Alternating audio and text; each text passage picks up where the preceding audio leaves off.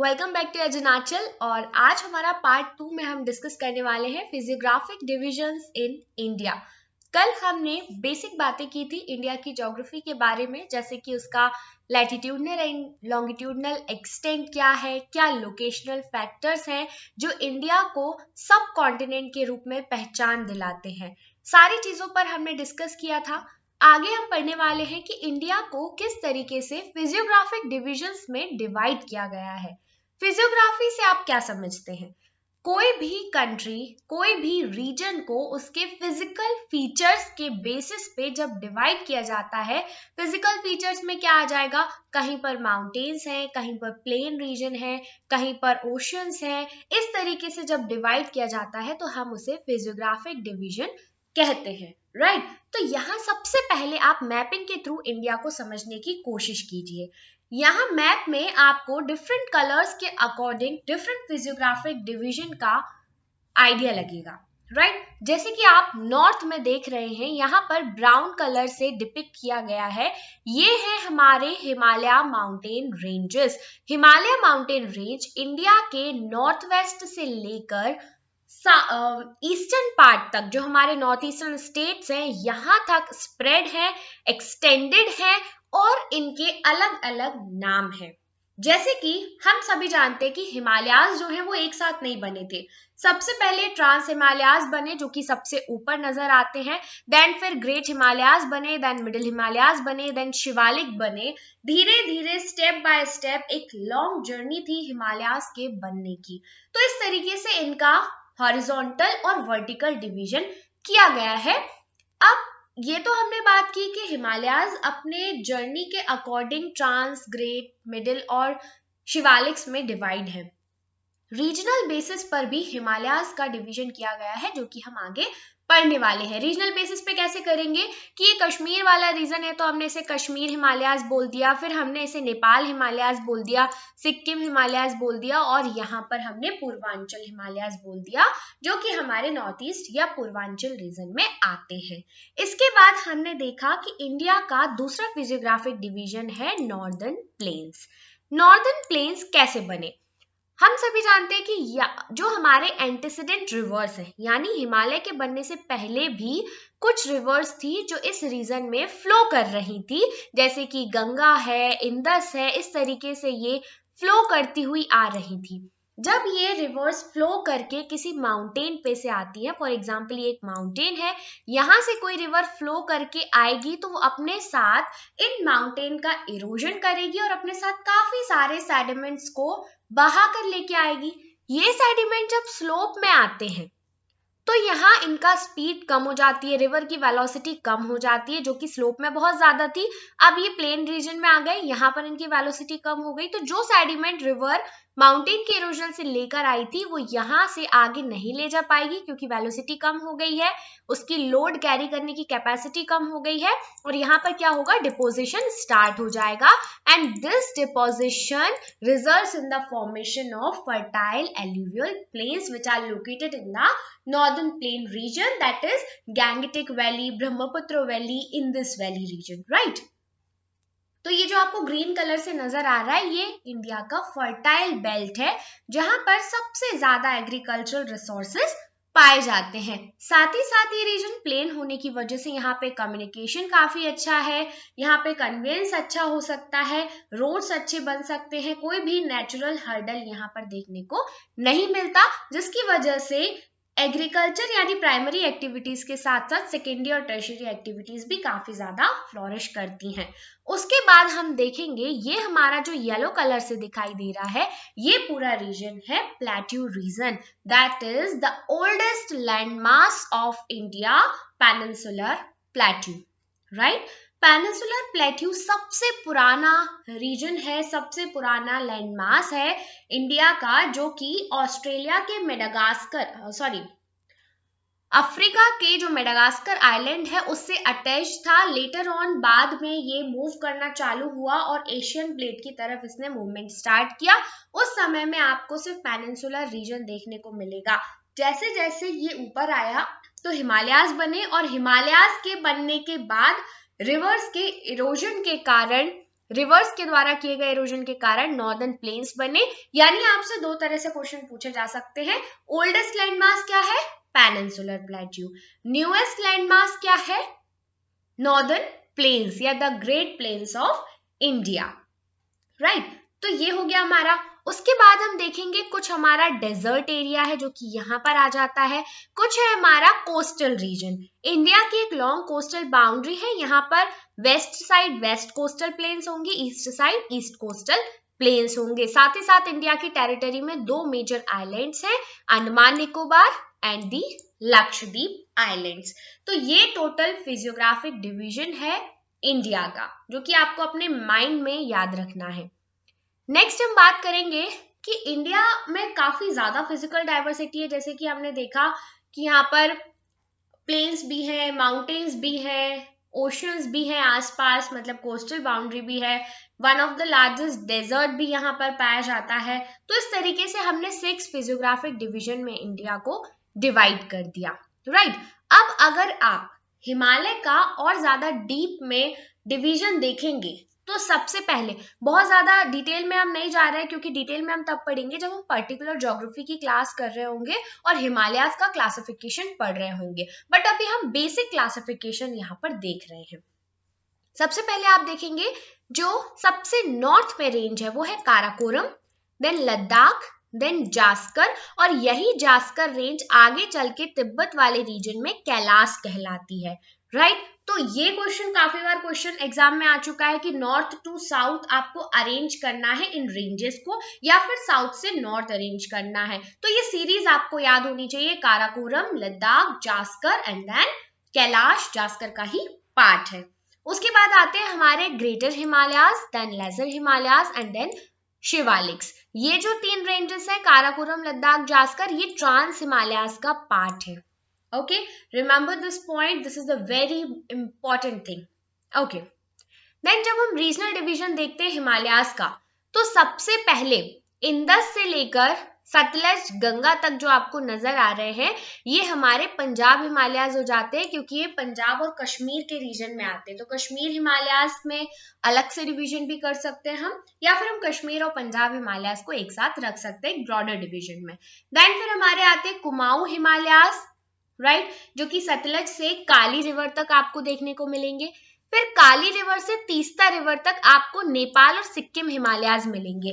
कई सारी बुक्स में नेपाल और सिक्किम हिमालयाज को अलग अलग क्लासिफाई किया गया है, और कई बार हम उसे सेम या एक ही पार्ट में भी ले लेते हैं। एग्जाम में कोई भी मार्क्स का डिडक्शन नहीं होगा अगर आप इसे एक साथ लिखते हैं। तो काली रिवर से तीस्ता रिवर तक है नेपाल हिमालयाज या सिक्किम हिमालयाज। तीस्ता रिवर से फिर ब्रह्मपुत्र रिवर तक आप देखेंगे, यहाँ तक का पूरा जो डिवीजन है ये है हमारा असम हिमालयाज या पूर्वांचल हिमालयाज भी हम इसे बोलते हैं। यहाँ पर ये जो रिवर दिख रही है आपको, ये है ब्रह्मपुत्र रिवर। ये ब्रह्मपुत्र रिवर भी यहाँ से टर्न होके इंडिया में एंटर करती है यांग्याप पास से, और इसी तरीके से हिमालयाज भी यहाँ से क्रीसेंट शेप में आते हैं और यहाँ से एक सदर्न टर्न लेते हैं, और ये हिमालयाज की रेंज आगे जाके म्यांमार में अराकान योमा के नाम से जानी जाती है। Remember, Arakan Yoma. ओके, सो ये आपको याद रखना है, Arakan Yoma is also part of Himalayas. यही अराकान योमा के कुछ फ्रेगमेंट्स टूटकर, ऐसा कई लोग मानते हैं, कई सारे रिसर्चर्स मानते हैं कि जो हमारे अंडमान निकोबार आइलैंड्स बने हैं वो इसी से फ्रेगमेंट होकर बने हैं। खैर, चीजों में रिसर्च होती रहती है और कोई भी चीज एब्सोल्यूट नहीं होती है, ऐसा माना जाता है। देन ये जो सब डिवीजन है इसमें हम डिटेल से बात कर सकते हैं। कश्मीर हिमालयाज में हमारा काराकोरम, लद्दाख, जास्कर और पीर पंजाल रेंजेस आ जाते हैं, और ये जो पूरा लेह लद्दाख वाला पार्ट है ये कोल्ड डेजर्ट है, क्योंकि यहाँ पर कुछ भी नहीं है, पूरी तरीके से बर्फ से ढका हुआ है। ग्रेटर हिमालयाज और काराकोरम रेंजेस के बीच में कोल्ड डेजर्ट पाया जाता है। कश्मीर वैली जो कि ग्रेट हिमालयाज और पीर पंजाल रेंजेस के बीच में है। Remember, as it is question पूछा गया है, Kashmir valley lies between which of the 2 Himalayas, great Himalayas and the Pir Panjal. Okay, करेवास काफी फेमस है। कश्मीर वैली में केसर की खेती की जाती है, जिसे हम करिवास बोलते हैं। तो Karewas are famous for saffron cultivation, और वो सैफरॉन की उस वैरायटी को क्या कहते हैं, जाफरान वैरायटी, राइट। तो करिवास फेमस है सैफरॉन कल्टीवेशन के लिए, जो कि कश्मीर वैली में मिलती है, राइट। फ्रेश वाटर लेक्स है कश्मीर हिमालयाज में, जैसे कि डल लेक है, वुलर लेक है, पैंगोंग सो मुरिरी, ये सॉल्ट वाटर लेक्स है, right. So river passing through this part of Himalayas are Jhelum, Chenab. Next हमारे उत्तरांचल हिमालयाज, हिमाचल और उत्तरांचल, जो कि हिमाचल और उत्तराखंड में बेसिकली पाए जाते हैं, रावी और काली रिवर के बीच में। यहाँ पर हमें इंदस और गंगा रिवर सिस्टम देखने को मिलेंगे, because you all know that कि गंगा रिवर का ओरिजिनेशन उत्तराखंड में होता है। यहाँ पर भी लद्दाख का कोल्ड डेजर्ट देखने को मिलेगा, स्पीति और लाहौल वैली मिलेगी। लाहौल स्पीति काफी फेमस है, ये उत्तरांचल हिमालयाज में आते हैं, रिमेंबर। यहाँ पर कुछ ग्रेटर हिमालयाज का पार्ट है, लेजर हिमालयाज का पार्ट है, और शिवालिक्स का भी कुछ पार्ट है, क्योंकि ये हम रीजनल डिवीजन पढ़ रहे हैं, और ग्रेट हिमालय, लेजर हिमालय ये हमारा फिजिकल डिवीजन था, right. So locally called Dhauladhar range, Dhauladhar range भी इसे कहा जाता है, हिमाचल प्रदेश में। नीतिवा उत्तराखंड में कहा जाता है। Shivalik and Doon formation major feature है इन हिमालयाज का। दून्स क्या होते हैं, कमेंट सेक्शन में आपको बताना है दून्स एंड द्वार्स क्या होते हैं। थोड़ी सी हिंट मैं दे देती हूँ। द्वार को आप, द्वार यानी कि क्या होता है, गेट, तो आप गेट से कनेक्ट कर सकते हैं। जब जो हिमालय से बहने वाली नदियां हैं, जिनमें मेजर है गंगा, तो जब गंगा हिल से प्लेन रीजन में एंटर करती है, उस रीजन में द्वार बने हुए, हरिद्वार, राइट। तो डून्स एंड द्वार ज्यादा डिटेल में आपको कमेंट सेक्शन में बताना है, फिर मैं आपसे कल पूछूंगी और कल मैं आपको बताऊंगी भी, राइट, क्योंकि काफी इंपॉर्टेंट क्वेश्चन है ये, कई बार एग्जाम में पूछा गया है, ज्यादातर लोगों को पता ही होगा। नेक्स्ट क्वेश्चन है, नेक्स्ट टॉपिक है हमारा दार्जिलिंग एंड सिक्किम हिमालयाज। ये नेपाल हिमालयाज इसमें आ जाते हैं, भूटान हिमालयाज भी आ जाते हैं। तीस्ता मेजर रिवर है यहाँ पर। कंचनजंगा पीक बहुत ही फेमस, जो हमारी सेकेंड हाईएस्ट पीक है कंचनजंगा, ये यहाँ पर लोकेटेड है। लेपचा ट्राइब जो कि भूटान में फेमस है, भूतिया और लेपचा, भूटान और नेबरिंग एरियाज में ये देखने को मिलती है। द्वार फॉर्मेशन यहाँ पर होता है। जो द्वार है और दून है वो एक ही चीज है, बट ये है कि वेस्ट और ईस्ट में अलग अलग नाम से इसे जाना जाता है। अरुणाचल हिमालयाज, ये आपको मिलेंगे ईस्ट ऑफ भूटान हिमालयाज से लेकर डिफू पास इन द ईस्ट तक, यानी कि डायरेक्शन क्या है इसकी, साउथ वेस्ट से लेकर नॉर्थ ईस्ट तक। Kangto and Namcha Barwa important mountain peaks है। नामचा वरवा से ही जो हिमालयाज है वो टर्न लेते हैं, यानी कि हमारे हिमालय इस तरीके से आते हैं, जो टर्निंग पॉइंट है यहाँ पर है नामचा वरवा। और यहीं पर फेमस पास है यांग्याप, जहां से ब्रह्मपुत्र रिवर इंडिया में एंटर करती है। दोनों ही चीजें आपको याद रखना है। काफी रिच बायोडाइवर्सिटी है, इंडिजिनियस कम्युनिटीज है यहाँ पर, क्योंकि फॉरेस्ट एरिया ज्यादा है, नेचुरल एरिया ज्यादा है। इंटरवैली ट्रांसपोर्टेशन लिंकेजेस नहीं हो पाते यहाँ पर, क्योंकि काफी रग्ड टोपोग्राफी है, हाई हिल्स है, माउंटेन्स है, काफी ज्यादा रिवर्स है यहाँ पर। नेक्स्ट हमारे हैं ईस्टर्न हिल्स एंड माउंटेन्स, जो कि हमें Barak river in Manipur and Mizoram में देखने को मिलेंगे। और यहाँ पर फेमस लेक है लॉकटक, लॉकटक लेक, जिसमें बहुत ही famous one and only floating national park है, Keibul Lamjao national park, Loktak lake में, राइट। मिजोरम एरिया को मोलासिस बेसिन भी कहते हैं, right? Molasses basin. It is made up of soft unconsolidated deposits. River in Nagaland from tributaries of Brahmaputra. Barak river is a tributary of Meghna. तो काफी सारी reverse है यहाँ पर। अब जो ईस्टर्न पार्ट ऑफ मणिपुर में कुछ ट्रिब्यूटरीज हैं, जैसे चिंडविन जो कि इरावदी रिवर की ट्रिब्यूटरी है।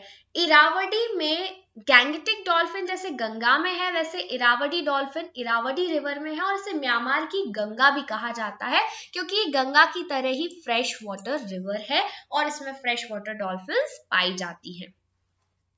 नेक्स्ट हम आते हैं नॉर्दर्न प्लेन्स पर।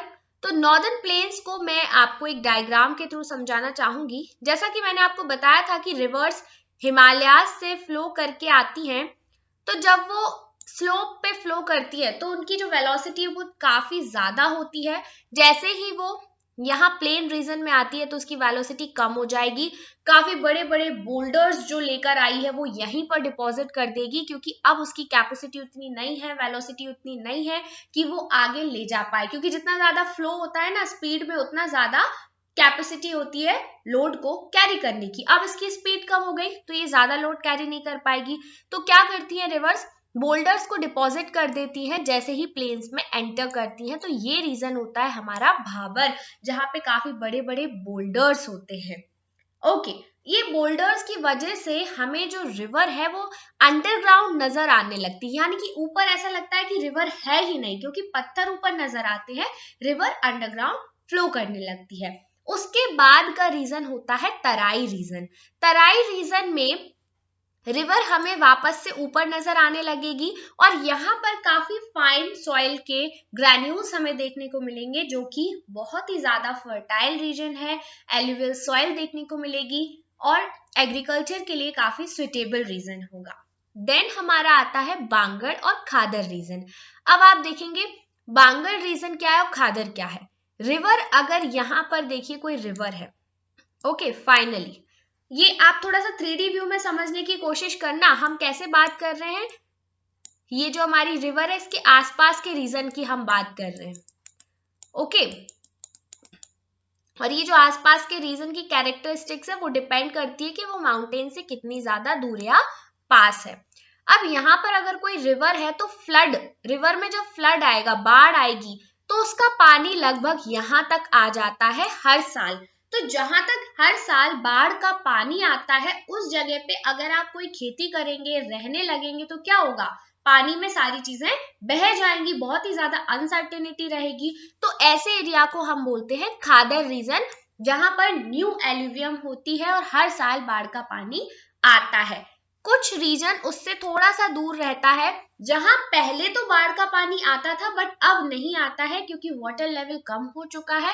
ऐसी जगह पे आपको ओल्डर एल्यूवियम देखने को मिलेगा, जिसे हम बोलते हैं बांगड़ रीजन। यानी यहाँ पे भी काफी सॉफ्ट सॉइल है, एल्यूवियल सॉइल है, लेकिन अब यहाँ तक पानी नहीं आता, यहाँ पे आप खेती कर सकते हैं, वाटर कंटेंट यहाँ पे ज्यादा रहता है सॉइल में।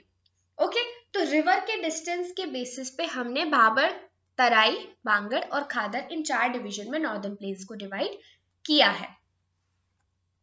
अगला है हमारा peninsular plateau. Peninsular plateau oldest land mass है, जैसा कि मैंने आपको बताया, और क्योंकि ये प्लेट्यू रीजन है तो यहाँ पर ब्लैक सॉइल काफी ज्यादा मात्रा में हमें देखने को मिलती है। काफी ज्यादा यहाँ पे ब्लॉक माउंटेन्स भी हैं, रिफ्ट वैलीज भी हैं। क्यों ऐसा है, क्योंकि जब इंडिया का पेनिनसुलर ब्लॉक मेडागास्कर से अलग हुआ था तो उस समय 3 लिनामेंट्स बने थे इस तरीके से, नर्मदा, गोदावरी और एक और कौन सी रिवर थी यहाँ पर, महानदी। हाँ, नर्मदा, गोदावरी और महानदी, 3 लिनामेंट्स बने थे। कैसे, जब कोई पार्ट अलग होता है, फॉर एग्जाम्पल आप एक सॉलिड प्लेट को लेकर तोड़ेंगे तो आप जहां से उसे तोड़ रहे हैं, जैसे यहां से आप तोड़ना चाह रहे हैं तो तोड़ने की वजह से अंदर भी कोई ना कोई क्रैक उसमें आ जाएगा। तो बिल्कुल उसी तरीके से इंडिया के पेनिनसुलर लैंडमास में भी क्रैक आया। जब क्रैक आया तो ये वाले भाग थोड़े से ऊपर उठ गए और यहाँ पर जो क्रैक्स बने उसमें 3 नदियां बहने लगी, नर्मदा, गोदावरी और महानदी। इन लिनामेंट्स को आज के टाइम पे हम रिफ्ट वैली कहते हैं, क्योंकि आसपास का हिस्सा जो क्रैक की वजह से ऊपर उठा उसे हमने ब्लॉक माउंटेन कहा और जो क्रैक्स बन गए उन्हें हमने रिफ्ट वैली कहा। इसलिए यहाँ पर ब्लॉक माउंटेन और रिफ्ट वैली पाए जाते हैं। और जो इंडिया की जर्नी थी मेडागास्कर से लेके एशियन प्लेट तक पहुंचने की, उस समय वो एक आइलैंड आर्क से होकर गुजरा, Dras island arc. Dras island arc से होकर गुजरने की वजह से उसके नीचे जो द्रास आइलैंड आर्क था वो एक वॉल्केनिक आर्क था। उस वॉल्केनिक मैग्मा की वजह से इंडिया की जो पेनिनसुलर प्लेट है वहां पर ब्लैक सॉइल स्प्रेड हो गई। तो ब्लैक सॉइल के स्प्रेड हो जाने की वजह से यहाँ पे हमें ब्लैक सॉइल काफी मात्रा में देखने को मिलती है। क्वार्ट्जाइट, डाइक्स, ये क्या है, ये जो नाम आपको लग रहे होंगे ना एकदम नए नए से है जो न्यू स्टूडेंट्स हैं, तो जब हम वॉल्केनो को पढ़ेंगे, वॉल्केनिज्म पढ़ेंगे, तब आपको डीप में ये समझ में आ जाएगा। तो पेनिनसुलर प्लेट्यू जैसलमेर में वेस्ट से लेकर आपको ईस्ट में कुछ पार्ट झारखंड तक देखने को मिलेगा।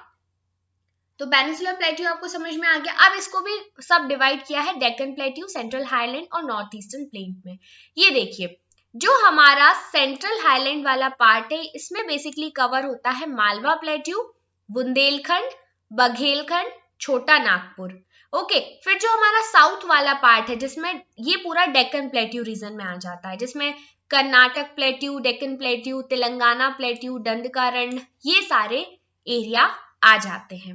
ओके, तो ये 3 पार्ट्स हो गए आपके सेंट्रल हाईलैंड, डेक्कन प्लेट्यू और तीसरा हमारा शिलोंग प्लेट्यू जिसे हम नॉर्थ ईस्टर्न प्लेट्यू भी कहते हैं, जो हमें मिजोरम मेघालय वाले एरिया में देखने को मिलेगा, जिसका पार्ट है गारो, खासी और जैंतिया हिल्स। ओके, तो इस तरीके से पेनिनसुलर प्लेट्यू रीजन को डिवाइड किया गया है 3 पार्ट्स में। फिर इसके बाद कुछ इसकी खासियत है जो कि हम देख लेते हैं। डेक्कन प्लेट्यू में सुगरकेन और कॉटन कल्टीवेशन काफी ज्यादा होता है क्योंकि महाराष्ट्र वाले रीजन में ब्लैक सॉइल बहुत ज्यादा मिलती है। जो डेक्कन वाला मेन एरिया है यहाँ पे ब्लैक सॉइल देखने को मिलती है which is very much suitable for the cotton cultivation. North east plateau में हमने बताया कि गारो, खासी, जैंतिया नाम के 3 हिल्स हैं। मेघालय में ही चेरापूंजी नाम की जगह है जहां पे मैक्सिमम रेनफॉल देखी जाती है। इस तरीके से पेनिनसुलर प्लेट्यू को सब डिवाइडेड किया गया है सेंट्रल और डेक्कन प्लेट्यू में। और सेंट्रल अपलैंड में भी कितने सारे माउंटेन रेंजेस आते हैं जिनमें से मेजर हमने देखे मालवा, बुंदेलखंड, बघेलखंड, छोटा नागपुर। इसके अलावा मेघालय में किर, ईस्टर्न घाट, सतपुड़ा, ईस्टर्न राजस्थान के जो अपलैंड्स हैं वो भी इसमें कवर होते हैं। डेक्कन में अरावली का कुछ पार्ट, महाराष्ट्र, महानदी, दंडकारण्य, तेलंगाना, तमिलनाडु और वेस्टर्न घाट्स कवर हो जाते हैं। राइट, नेक्स्ट हमारे हैं इंडियन डेजर्ट। डेजर्ट्स कैसे बनते हैं? जब कोई एरिया रेन शेडो जोन में आ जाता है तो वहां पर डेजर्ट बनते हैं। अब आप देखिए कि ये हमारा इंडिया है, राइट, ये हमारा जो इंडिया है यहाँ पर अरावली रेंज है कुछ इस तरीके से वर्टिकल। जब मॉनसून विंड्स चलती हैं तो वो इस तरीके से चलती हैं, राइट। तो इस तरीके से चलने की वजह से अब ये अरावली जो वर्टिकल हमें नजर आ रहा है तो मॉनसून हवाएं सीधी से क्रॉस करके दिल्ली को टच करती हैं और वहां पर बारिश करा देती हैं। लेकिन अरावली रेंज के पीछे वाला जो पार्ट है जो कि राजस्थान का एरिया है, ये रेन शेडो जोन बन जाता है, यानी यहाँ तक मॉनसून की हवाएं नहीं पहुंच पाती because of the barrier created by the Aravalli hills, जिसकी वजह से हमें थार डेजर्ट देखने को मिलता है which is the 9th largest desert in the world. और यहाँ पर एक मेन रिवर है जिसका नाम है Luni river. These rivers are ephemeral. Okay, next हमारे आ जाते हैं कोस्टल प्लेन्स। कोस्टल प्लेन्स आप देखेंगे इस तरीके से फर्दर डिवाइडेड हैं। ये हमारे हो गए वेस्ट कोस्टल प्लेन्स और ये हमारे हैं east coastal plains. Coastal plains को डिवाइड किया है फ्रॉम गुजरात टू वेस्ट बंगाल अलग अलग नाम से। जैसे गुजरात के पास हम इसे कच्छ या काठियावाड़ कोस्ट भी कहते हैं या गुजरात कोस्ट के नाम से भी जानते हैं। फिर हमारा जो महाराष्ट्र वाला रीजन है यहाँ पर आ जाते हैं हमारे कोंकण कोस्ट। याद रखिएगा, डायरेक्ट जब क्वेश्चन पूछे जाते हैं ना मेंस में तो नाम कोंकण लिख देते हैं, मालाबार लिख देते हैं, तो आपको रीजन जो है वो क्लियर होना चाहिए आपके माइंड में। कोंकण कोस्ट। फिर है हमारा मालाबार कोस्ट जो कि यहाँ पे देखने को मिलेगा केरला के पास। कैसे याद रखोगे भाई, केरला में शुरू से ही पोर्टुगीज हो, चाहे डच हो, चाहे फ्रांस हो, मसालों के लिए आए थे, काफी ज्यादा माल लूट के लेकर गए, तो उस माल से आपको याद रखना है मालाबार कोस्ट, राइट। फिर आते हैं हम तमिलनाडु के एरिया में, यहाँ पे है कोरोमांडल कोस्ट। फिर है हमारे ईस्टर्न घाट्स और वेस्टर्न घाट्स, ये नजर आ रहे हैं आपको, जो कि कोस्टल एरिया से कुछ ही दूरी पर हाईलैंड्स है ये, राइट। फिर हमारा है ईस्टर्न कोस्ट और ये है नॉर्दर्न सरकार्स, कोरोमांडल, और ये हमारा क्या है नॉर्दर्न सरकार्स बोलते हैं इसको, जो कि उड़ीसा और वेस्ट बंगाल के पार्ट को कवर करता है, राइट। तो इस तरीके से हमारा डिवीजन हो गया है, ये डिटेल में भी दिया गया है। मालाबार कोस्ट जो है केरला का, यहाँ पर बैकवाटर्स जो लेगून्स बनते हैं उन्हें कयाल्स बोला जाता है। लेगून कैसे बनते हैं, मान लीजिए कि ये कोई ओशियन है, ठीक है, ये ओशियन है पूरा। अब इसका पानी अगर अंदर तक आ गया, अंदर आया और फिर ये अचानक से यहाँ से डिपोजिशन की वजह से पूरा पैक हो गया, यानी कि ये जो पानी अंदर आया था, ये ओशन से कांटेक्ट इसका जब खत्म हो जाएगा तो ये एक अलग से लेगून बना हमें नजर आएगा, जिसमें कि पानी किसका है, ओशियन का, यानी खारा पानी है। तो इसे हम बोलते हैं लेगून या बैक वाटर्स या कयाल्स केरला में कहा जाता है। देन कोस्टल बाउंड्रीज को किस तरीके से क्लासिफाई किया गया है, किसी भी कंट्री की जो कोस्टल बाउंड्री होती है उससे कुछ दूरी तक उस पर्टिकुलर कंट्री का ही डोमिनेंस होता है, अधिकार होता है। तो आप देखिए ये हमारे इंडिया का लैंड रीजन है, मान लीजिए, ठीक है, ये हमारा ईस्टर्न कोस्ट है, यहां से 12 नॉटिकल माइल्स तक पूरा का पूरा अधिकार होगा भारत का, वो चाहे उसमें कुछ भी करे, राइट। उसके बाद 200 नॉटिकल माइल्स तक का रीजन कहलाता है exclusive economic zone. Exclusive economic zone का मतलब है कि यहां तक इंडिया चाहे तो फिशिंग कर सकता है, ओशन में से जो भी संपत्ति, जो भी चीजें निकलेगी उस पर इंडिया का अधिकार होगा। अगर इस एरिया में कोई शिप आता है तो इंडिया उससे चाहे तो टैक्स ले सकता है, या परमिशन देना नहीं देना इंडिया के अधिकार में रहेगा। इंडिया के कोस्ट गार्ड्स जो तैनात रहते हैं वो भी 200 नॉटिकल माइल्स तक ही रहते हैं। ओके, इसके बाद का जो एरिया होता है वो हाई सी, यानी कि इस पे किसी भी पर्टिकुलर कंट्री का अधिकार नहीं होगा। नेक्स्ट है हमारे आइलैंड्स। इंडिया के पास जो अंडमान निकोबार आइलैंड है और लक्षद्वीप आइलैंड है, उन पे पूरी तरीके से इंडिया का ही अधिकार है। 204 आइलैंड ग्रुप्स हैं अंडमान निकोबार में और बेसिकली 43 हैं लक्षद्वीप में, जिसमें से मिनिकॉय लार्जेस्ट आइलैंड है। यहाँ पर कोराल के डिपॉजिट बहुत ज्यादा पाए जाते हैं और इक्वेटोरियल वेजिटेशन है, क्योंकि ये 6 डिग्री से 8 डिग्री तक हमें देखने को मिलेगी, 6 डिग्री से 12 डिग्री 13 डिग्री तक, राइट। सो बेसिकली ये पूरा हमारा इक्वेटोरियल बेल्ट में आ जाएगा। अब ये आप देखेंगे अंडमान निकोबार आइलैंड्स को, तो अंडमान निकोबार को 3 पार्ट्स में डिवाइड किया, north Andaman, middle Andaman, lower Andaman.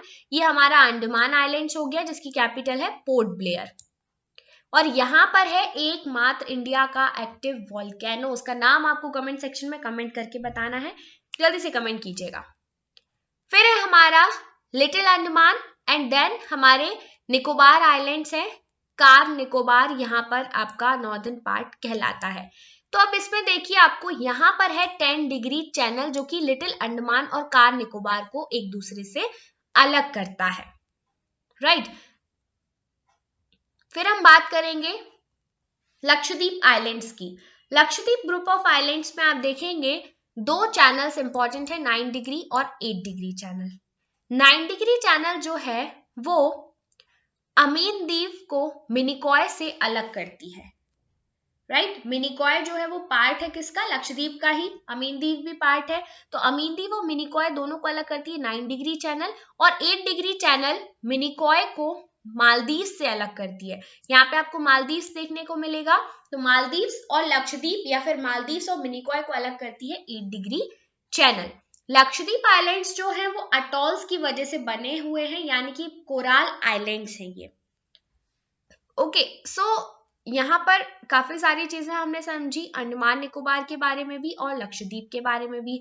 This is all about the physical division of India. I hope आपको बेसिक समझ में आ गया हो कि किस तरह से इंडिया में डिफरेंट फिजियोग्राफिक डिविजन्स पाए जाते हैं। This is all about today. कल हम बात करेंगे काफी सारे माउंटेन पासेस की, एंड याद रखिए बिना एटलस के आपको कुछ भी समझ में आने वाला नहीं है। तो जब भी हम ये क्लासेस पढ़ रहे हैं ज्योग्राफी की, आपके सामने एटलस होना बहुत ज्यादा जरूरी है। रिवीजन करते टाइम भी आप एटलस को बार बार देखिए, जितनी ज्यादा लोकेशन आपके माइंड में क्लियर होगी उतने अच्छे से कॉन्सेप्ट आपको समझ में आएगा। Thank you guys.